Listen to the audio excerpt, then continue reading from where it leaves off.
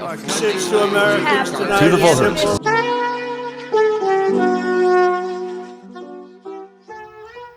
The right to vote, our ability to democratically elect our leaders, was one of the tenets this country was built upon. It gives us power, the citizens, and allows the people to introduce change into the government. We, as citizens of a democratic country, are given the right to vote for representatives of our government. It is a government's responsibility to ensure that all citizens have the opportunity to vote. Because of its power, the right to vote has been frequently infringed. Because of both racism and sexism, nefarious individuals have suppressed certain groups' rights to vote throughout American history. Today, with the 2024 presidential election just recently coming to a close, there has been many talks about voter turnout and how many Americans would be choosing to abstain from voting. This is their choice and is fully within their rights not to vote. However, hundreds of miles away, some Americans aren't even given that choice. Right now, there are still over 3.5 million Americans living in the US who are still unable to vote for president. Here's why. To start, let's go on a little history lesson.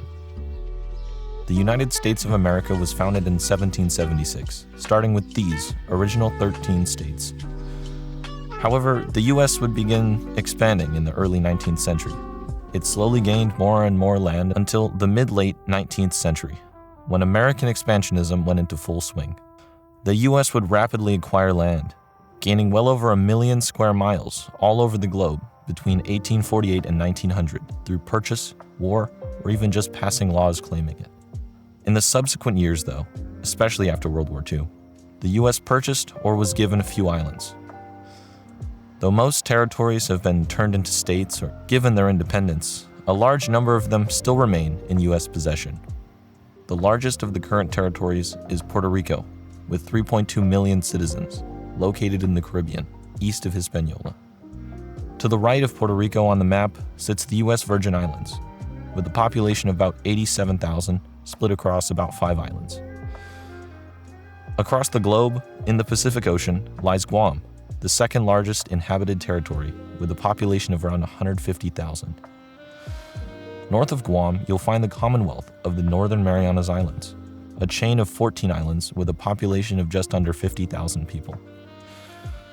On the other side of the Pacific lies American Samoa, an island of another 50,000. There are also these islands, but they are uninhabited or have no permanent populations. Now I want you to remember the timeline of when these territories were acquired. These islands were mostly acquired in the 19th century.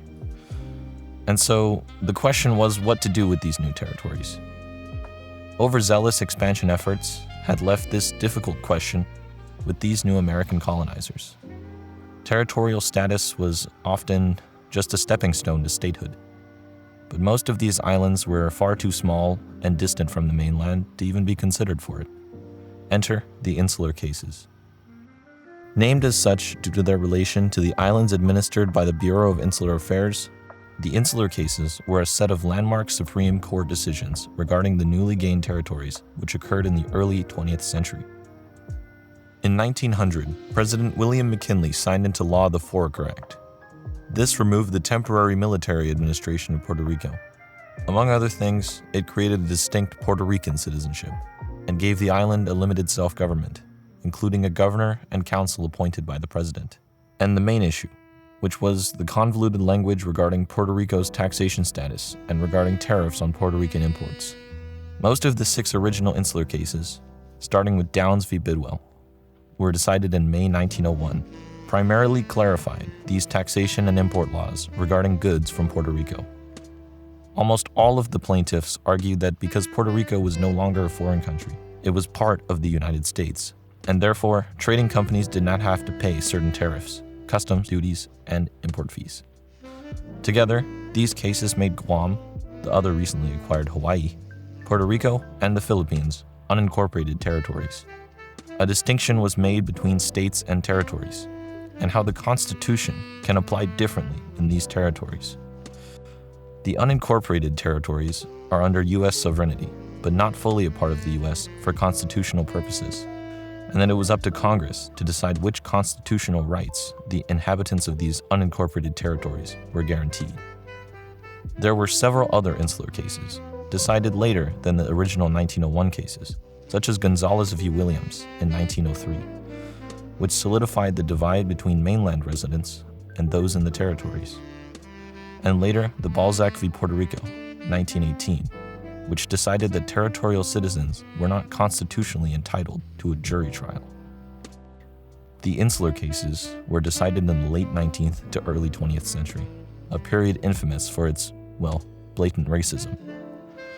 The insular cases were decided with an underlying white supremacist viewpoint. This was the very same court that had decided Plessy v. Ferguson, creating the infamous separate but equal doctrine. Many of these decisions were only made because courts and politicians viewed the native territorial residents as unequal to Americans, and therefore unworthy of full constitutional protections.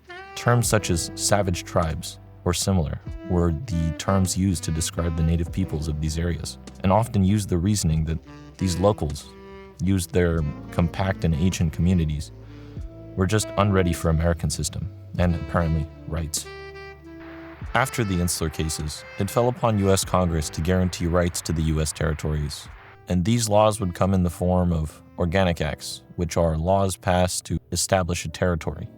Hawaii was the first to get one in 1900, guaranteeing U.S. citizenship as a consequence of the way it was acquired. Unfortunately, many other territories were not so lucky.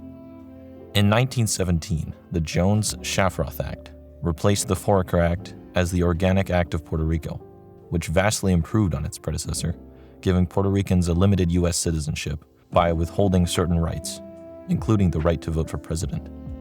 However, it took until 1950, after the U.S. basically abandoned Guam to a Japanese occupation, with thousands of local people were held in POW camps, for the people of Guam to get an Organic Act making them U.S. citizens, with the similar privileges to Puerto Rico. American Samoans are still not U.S. citizens, even though they live in a U.S. territory, but are considered U.S. nationals. The insular cases continue to shape the life in Guam today, reinforcing its status as an unincorporated territory under congressional authority. This allows federal laws to override local ones, often undermining self-governance. At the same time, Guam's congressional representative lacks voting power, and the residents are unable to vote in presidential elections. Beyond political limitations, Guam is subject to U.S. federal laws and regulations without full constitutional protections, leading to economic and legal disparities. For instance, trade restrictions like the Jones Act drive up the cost of goods by limiting shipping to U.S.-flagged vessels. Additionally, the U.S. military controls nearly a third of the island's land, often displacing local communities and restricting development. As a result, the insular cases have left Guam in a state of political limbo, neither on a path to statehood nor independence, but instead bound by limited rights, economic dependence, and restricted self-determination. As a part of a democracy, it's a U.S. citizen's right to vote. It is a government's responsibility to ensure that this right does not get infringed, regardless of gender, ethnicity, or the color of one's skin. The insular cases are infringing upon the rights of the residents in these territories. How is it constitutional that U.S. citizens living in American sovereignty are not allowed to elect their leader, the president? The insular cases made residents of unincorporated territories unequal to those of the states, and that goes against what America, the land of freedom, democracy, and equality, stands for. These cases were motivated by racism and the thought that residents of these islands were undeserving of the full rights and protections endowed by the Constitution.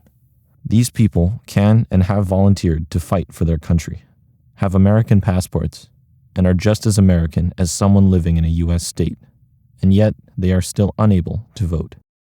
I believe that one of the core pillars of America is that all people are equal, regardless of race, age, gender, or anything that could divide us.